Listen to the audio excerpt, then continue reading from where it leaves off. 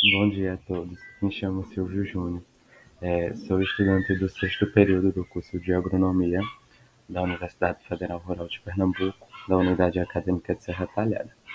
E aí, dando continuidade aos temas que a gente tem abordado dentro de economia rural, hoje a gente vai falar um pouco sobre a influência da política econômica para o setor agrícola. Inicialmente, esse é o conteúdo programado, né?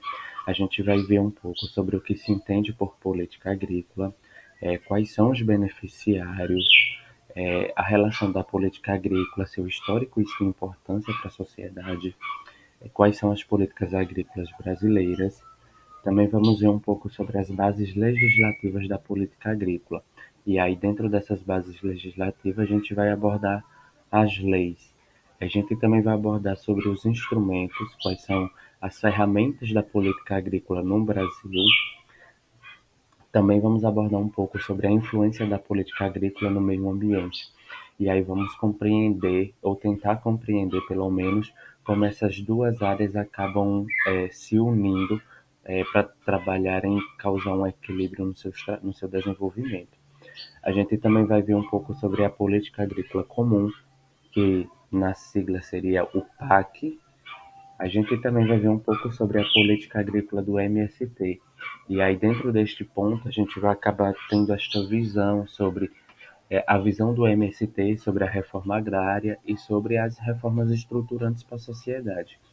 A gente também vai abordar um pouco sobre a política agrícola e suas implicações para o setor industrial e entender o porquê existem essas implicações. Também vamos falar sobre o PIB, que é muito fundamental, e aí vamos falar um pouco sobre o PIB do agronegócio e o PIB da agricultura familiar, apresentando essa visão de dois campos totalmente diferentes em determinados conceitos. A gente também vai ver um pouco sobre a reforma agrária nos ciclos políticos do Brasil, desde 1995 até 2019, porque dentro deste ponto a gente vai acabar observando e analisando as abordagens de cada dos últimos presidenciáveis que a gente teve na República. Então a gente pega de 1995, que é desde Fernando Henrique Cardoso, até 2019, que é quando a gente termina o governo do Michel Temer e aí se inicia do governo Bolsonaro. E mais para frente eu dou uma pincelada sobre o governo Bolsonaro dentro desse ponto. A gente ainda vai ver um pouco sobre os desafios da política agrícola, quais são esses desafios na modernidade, os desafios que a política agrícola enfrenta e, por último, as políticas agrícolas e pandemia, que é o tema mais atual, que a gente ainda está dentro desse contexto de pandemia. Então, vamos entender um pouco sobre essa influência, seja negativa ou positiva, da pandemia dentro do setor agrícola. Dando início ao nosso trabalho e ao tema de hoje, vamos inicialmente começar pelo que se entende por política agrícola. Bom, a gente precisa compreender que a política agrícola é um conjunto de medidas que orientam as atividades agropecuárias, e aí vai de acordo com os interesses da economia rural de um determinado governo ou de um determinado país. A política agrícola acaba prestando assistência ao produtor e um amparo à propriedade da terra. Esta são mais ou menos uma abordagem, né, do que está lá na lei número 4.504 de 64, que é o Estatuto da Terra. E aí, para que a política agrícola ela funcione, é preciso que seja repassado o que o Estatuto da Terra chama de conjunto de providências. E aí, dentro desses conjuntos de providências, ele elenca alguns pontos que são as contrapartidas do governo, ou seja, são as iniciativas que um determinado governo precisa tomar para que, pelo menos, o governo esteja cumprindo o Estatuto da Terra ou parte do que ele recomenda dentro da Constituição. E aí, como contrapartida do governo, a gente tem a assistência facilitada e acesso facilitado ao crédito, que aí vai ser através de políticas públicas, de fomento setorial, a garantia de preços justos, compatíveis com o mercado para as commodities, e aí a gente fala justamente sobre essa questão da interferência do governo federal em tentar equilibrar os preços do que está sendo ofertado à população. A gente também, como um ponto, é o progresso técnico, as lavouras e a produção, e aí dentro desse ponto a gente pode pensar mais ou menos na ideia de tecnologias no campo. É a difusão do escoamento da produção e das redes de armazenamento, ou seja, melhores caminhos, formas facilitadas de escoar essa produção. É os apoios às atividades de comércio, né, que são aí todas as atividades de comércio que a gente tem, a criação de programas para a construção de moradias e assentamento. Este ponto de moradias é, por exemplo, o programa Minha Casa Minha Vida. Ele é uma contrapartida do governo dentro de um programa, justamente para tentar amenizar a desigualdade social. Aí a gente também vai ter o acesso aos meios de comunicação e acesso à assistência médica gratuita e de qualidade. Bom, então a gente agora pensa, quem são os beneficiários da política agrícola? Bom, os beneficiários são os pequenos produtores, os médios e os grandes produtores, porque todos acabam ganhando, porque com uma política agrícola ou uma política econômica realmente pensada, estruturada, ela acaba criando espaço para todos contribuírem para o crescimento econômico do país. E aí, além desses três setores, a gente pode citar a população em geral, porque ela acaba sendo beneficiada com a segurança alimentar. E ao mesmo tempo que ela começa a consumir produtos de qualidade, ela também vê que os impactos ambientais acabam diminuindo. E aí você acaba tendo uma exploração consciente dos recursos naturais. E, por fim, um dos beneficiários também é o próprio governo, porque ele acaba integrando atividades agropecuárias com outros setores importantes da economia, o que acaba, de certa forma, contribuindo para o desenvolvimento e o crescimento significativo do PIB. Bom, quando a gente fala sobre política agrícola, história e importância, a gente precisa ter em mente que as atividades agropecuárias, elas são muito antigas e fazem parte do setor primário da economia. E aí, essa história e a importância da política agrícola, ela se dá lá com a Comissão Nacional de Política Agrária, que foi criada, né, pelo decreto, por um decreto, né, de 1951, que foi durante o governo de Getúlio Vargas. Porque naquela época, Vargas ele tinha o objetivo de propor, né, iniciativas para organizar e ajudar no desenvolvimento da economia agrícola e do bem-estar rural. Ou seja, foi uma época onde acabou tendo a visão que a gente precisava modernizar o setor agrícola. E aí, graças a essa iniciativa, na época de Vargas, a gente tem três contribuições que são fundamentais e essenciais do Estatuto da Terra. A gente tem neste período a criação da instituição do Sistema Nacional de Crédito Rural, a ampliação da política de garantia de preços mínimos e também a criação da Empresa Brasileira de Pesquisa Agropecuária, que é a nossa Embrapa, também da Empresa Brasileira de Assistência Técnica e Extensão Rural, que é a atual Embrater, e também o Código Florestal.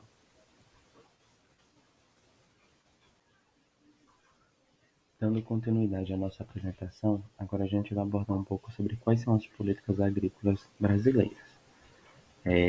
A gente vai ter o Plano Safra, que é um programa de apoio de crédito que tem o objetivo de ajudar no desenvolvimento sustentável do setor agropecuário. E a ideia do Plano Safra é incentivar a modernização tecnológica no campo, ou seja, você trazer para dentro do campo as tecnologias mais modernas que tem no mercado. E uma das grandes vantagens deste plano é que ele também pode ser aderido mesmo por pequenos produtores que não têm acesso ao crédito rural. O agroenergia, ele tem um objetivo de diminuir o uso de combustíveis fósseis e acabar incentivando a utilização de biocombustíveis através do programa como o biodiesel e o etanol. É, o objetivo do agroenergia é diminuir os impactos causados ao meio ambiente e economizando, claro, com fontes mais baratas e ainda você acaba utilizando produtos agrícolas. que hoje já representam a segunda maior fonte de energia primária do nosso país. E por último, a gente vai ter o combate à seca. O combate à seca, ele é uma destinação de recursos ao Nordeste.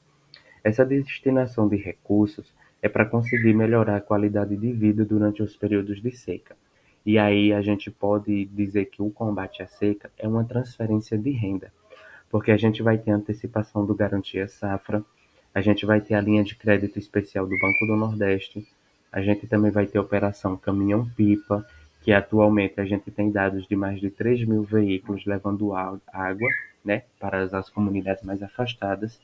A gente vai ter também o Bolsa Estiagem e a gente também vai ter o projeto de construção de 111 mil cisternas para armazenagem de água. Dando continuidade, a gente vai ver um pouco sobre as bases legislativas da política agrícola. Bom, a política agrícola nacional, ela está baseada na Lei 8.171 e seus incisos posteriores que estão na própria Constituição. E aqui eu elenquei outras leis e um decreto, porque também são leis que acabam contribuindo ou embustecendo ainda mais toda a lei que eu já mencionei anterior. Então eu deixo aqui as leis, o número e o ano, e aí qualquer coisa, quem tiver dúvida pode acabar consultando lá no site do Palácio do Planalto. Bom, os instrumentos, né?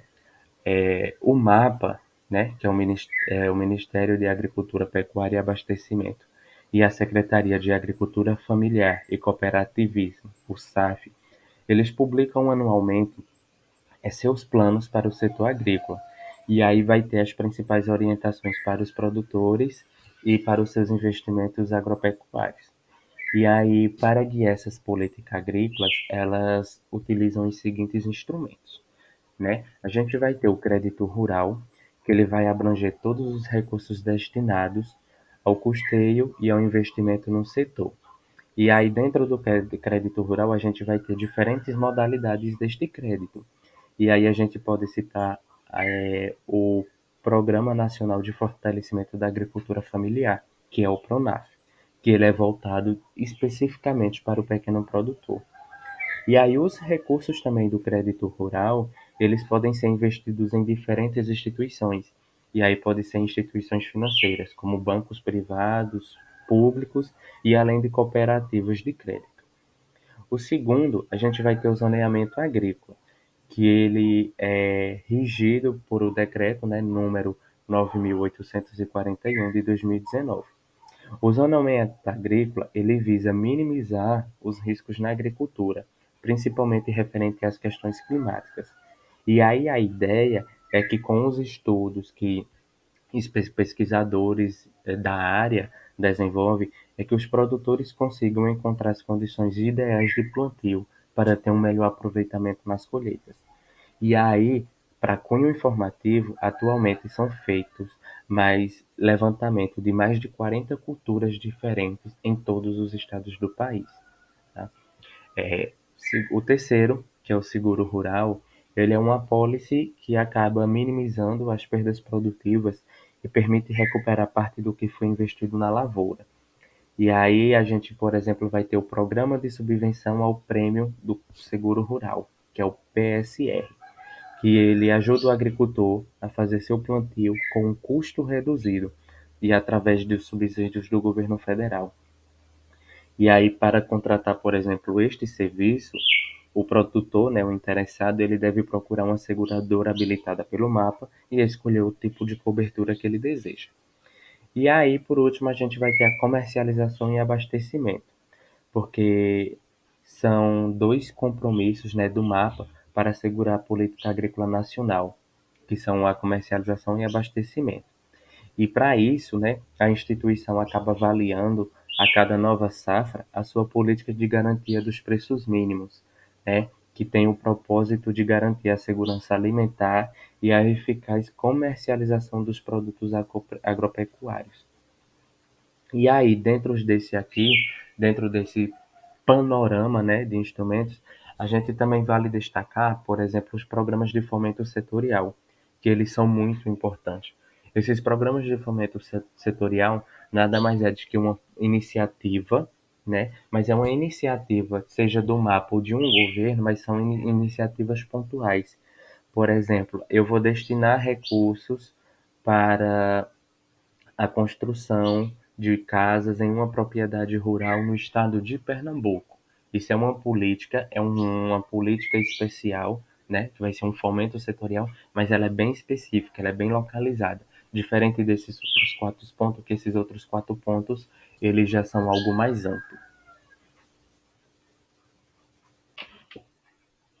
Continuando a nossa apresentação, a gente agora vai abordar um pouco sobre a influência da política agrícola no meio ambiente. Bom, a gente sabe que a relação entre a política agrícola e o meio ambiente, ela é existe uma relação muito íntima, né? E dependendo de como for pensado, elaborado e desenvolvido o plano de desenvolvimento para o setor agrícola dentro de um governo, ele acaba tendo os impactos ambientais moderados ou severos. Então, é muito importante que um governo ele busque estratégias ou desenvolver estratégias que busquem justamente equilibrar a balança entre o desenvolvimento agrícola ou a produtividade agrícola do país e, ao mesmo tempo, diminuir os impactos ambientais. E aí, só um exemplo dessa situação é, por exemplo, quando a gente diz o governo ele destina recursos ao agronegócio, por exemplo, dizendo, vocês vão produzir mais, mas em contrapartida vocês devem produzir na mesma área que vocês já estão. É uma política agrícola de um governo, não pode se negar. E aí ele está incentivando, ele diz, olha, você produz muito, mas na mesma área. Ou seja, ele está tentando evitar o desmatamento. Isso é um exemplo de uma política agrícola pensada no meio ambiente, tá? Dando continuidade, a gente vai abordar sobre a política agrícola comum.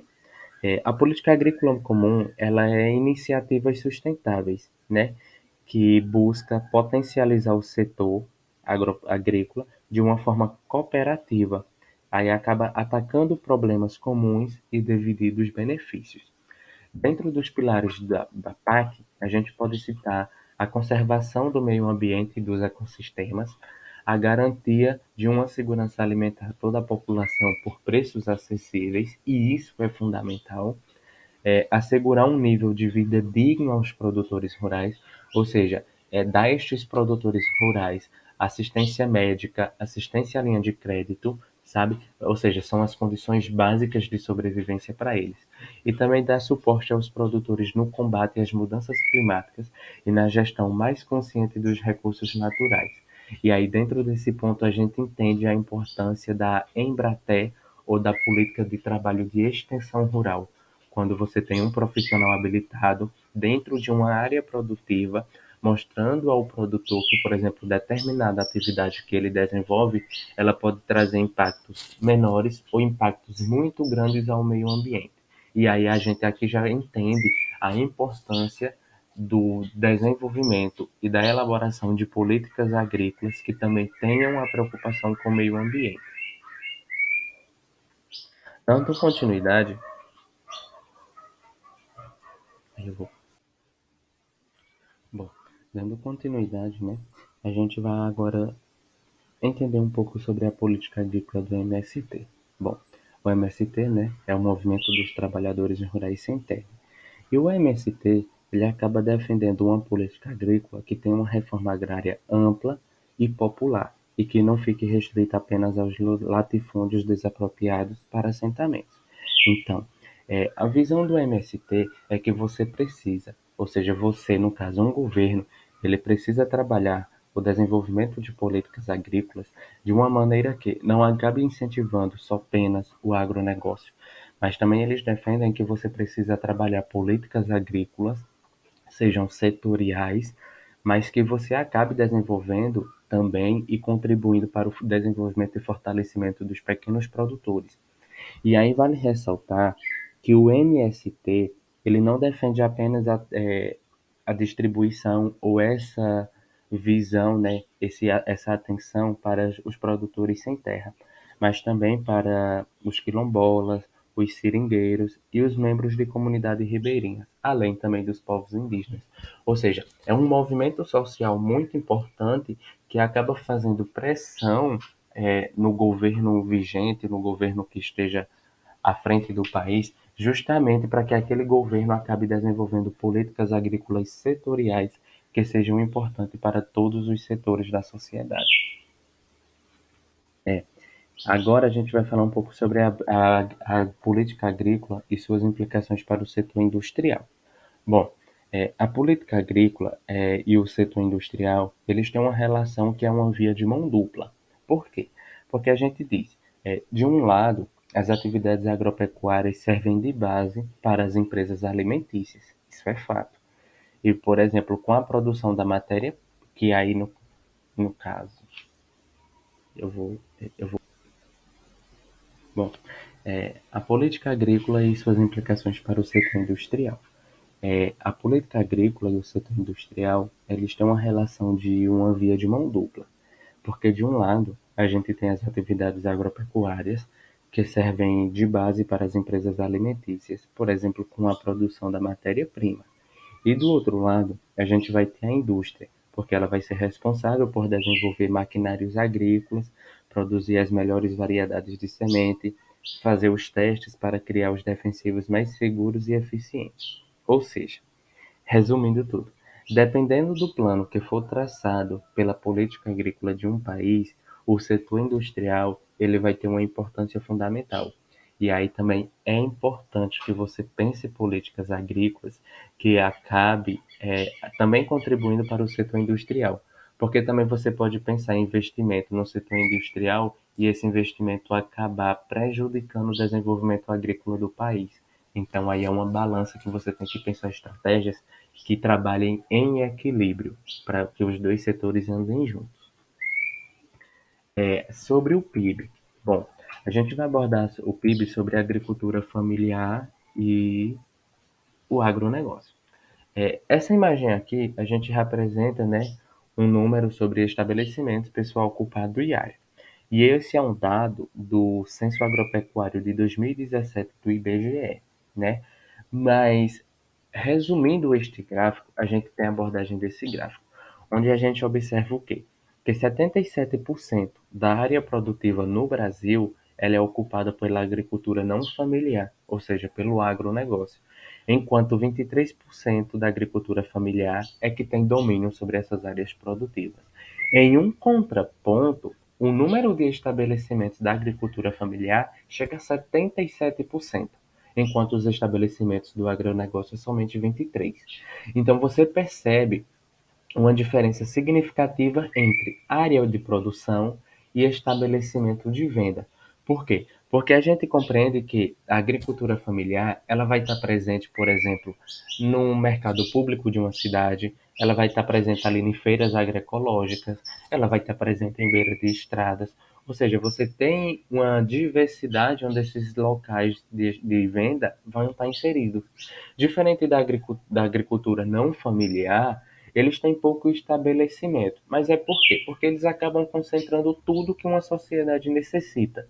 Então, necessariamente, eu não preciso ter um estabelecimento para vender arroz, outro para vender feijão, se eu posso concentrar tudo isso em um único estabelecimento. E aí, dentro deste ponto sobre o PIB, é importante a gente destacar que o PIB do agronegócio, ele cresceu 2% em 2020. E aí ele acaba tendo uma participação de 6,8% no PIB brasileiro. E aí a gente também compreende que essa elevação do PIB do agronegócio leva em consideração o foco do agronegócio, que é a exportação. Então, inicialmente, o agronegócio se preocupa com a exportação e depois com a comercialização interna, né? Já a agricultura familiar, ela é responsável por 70% dos alimentos que são consumidos no país. Em contraponto, ela contribui com cerca de 10% do PIB. E você percebe esses valores, por exemplo, quando a gente também fala em áreas agricultáveis, sabe? Você percebe que a agricultura familiar tem uma quantidade de área agricultável menor, mas em contrapartida é o setor ou é a área que acaba contribuindo mais para a alimentação no Brasil.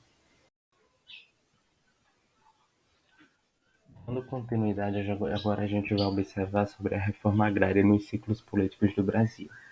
E aí, neste ponto, a gente só vai fazer análise gráfica de todas essas situações. Por exemplo, nesse gráfico número 1, a gente tem o número de ocupações no Brasil por ano. E aí a gente vai ali desde 1990, mas a gente vai analisar especificamente desde 1995 até 2016, onde a gente observa de 95 até 2001 é o governo de Fernando Henrique Cardoso.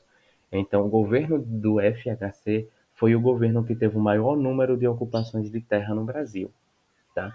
E isso não se diz porque o governo se preocupou com a política agrícola, mas é porque existiu movimentos e pressão da sociedade para que realmente o governo trabalhasse com essa questão de política agrícola. E aí a gente observa ali que já nos anos seguintes, que é o governo petista, e ali até mais ou menos o início do governo Temer, a gente tem uma redução desses números. É uma redução significativa? É, mas também não há uma redução tão que a gente chega a um ponto de ser mínima, sabe? E a gente consegue observar isso mais especificamente nesse gráfico 2, onde a gente tem o número de famílias assentadas pela reforma agrária, tá? E aí a gente vai ter esse número de famílias assentadas em mil e por governo. E olha o que é interessante, por mais que o governo do FHC ele tenha desenvolvido muita política agrícola de assentamento, né, de distribuição de terra para assentamento, o governo do PT, no caso o governo do presidente Lula, foi o governo que conseguiu fazer um maior número de famílias serem assentadas pela reforma agrária, que a gente chega ali ó, a 136,4 mil famílias assentadas dentro do governo Lula. E aí a gente entende essa visão dentro do governo Lula, porque é justamente ele tinha essa compreensão de que você precisa trabalhar realmente políticas agrícolas e uma reforma agrária que realmente acabe reestruturando classes civis minoritárias da sociedade. Bom, nesse gráfico seguinte, a gente tem o número de projetos de assentamentos criados no Brasil. E aí também outro ponto interessante. Olha ali o ano de 2005. A gente tem 869 projetos de assentamento. E isso também é dentro do governo Lula. Ou seja, ao mesmo tempo que o governo ele conseguiu assentar um maior número de famílias, ele também foi o governo que acabou desenvolvendo o maior número de projetos para esses assentamentos. E isso é muito importante quando você pensa em política agrícola estruturante para o país. Nesse outro gráfico, a gente observa a área, né, dos projetos criados. E aí, de novo, a gente destaca onde? Olha o ano de 2005, governo do Lula. A gente tem o maior número de área distribuída para esses projetos. Porque a gente também compreende que não é simplesmente eu criar o projeto, eu tenho que criar o projeto, eu tenho que destinar uma área e esse projeto tem que ser efetivamente colocado em prática. E é isso que dentro do governo Lula a gente observa, com grande destaque para o ano de 2005. Mas isso que os anos... Bom, caminhando para a nossa conclusão do trabalho, né, a gente vai ter os desafios da política agrícola. E aí não existe dúvidas de que a política agrícola exerce um importante papel na estabilização econômica do país, mas é preciso que ela vá além disso. Então, a gente entende que existem novos desafios, e esses desafios não param de surgir. Por exemplo, como a busca por soluções cada vez mais sustentáveis para diminuir os impactos nocivos ao meio ambiente.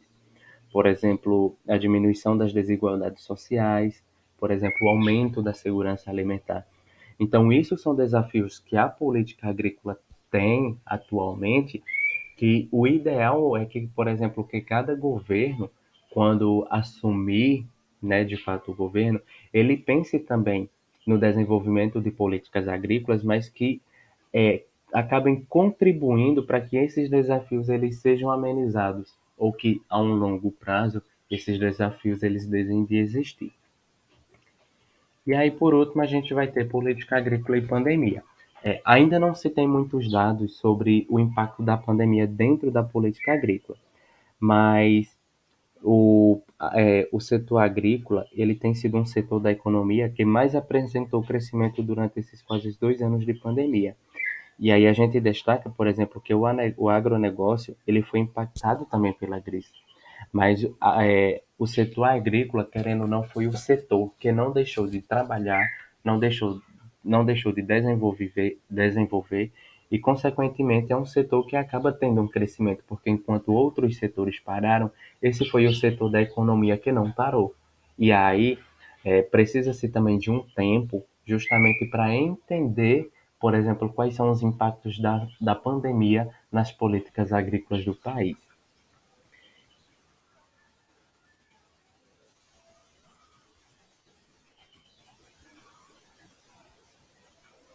Bom, e para concluir, você pode se perguntar, qual a importância das políticas econômicas para o setor agrícola? A importância das políticas econômicas ela é fundamental para que um governo ou um país ele consiga desenvolver seu setor agrícola de maneira consciente, de maneira significativa, sem acabar prejudicando outros setores. Então é fundamental que cada governo ele tenha uma política agrícola ou políticas econômicas voltadas para o setor agrícola muito bem pensadas, muito elaboradas e realmente importante e que essas tragam benefícios significativos para o desenvolvimento da produção agrícola do país. Bom, por aqui a gente acaba encerrando a nossa apresentação do tema de hoje. Aqui temos algumas referências e eu espero que vocês tenham compreendido mais ou menos um pouco sobre o papel que a influência da política econômica é importante para o setor agrícola e qual a importância e qual o impacto que essa política econômica tem dentro do nosso setor.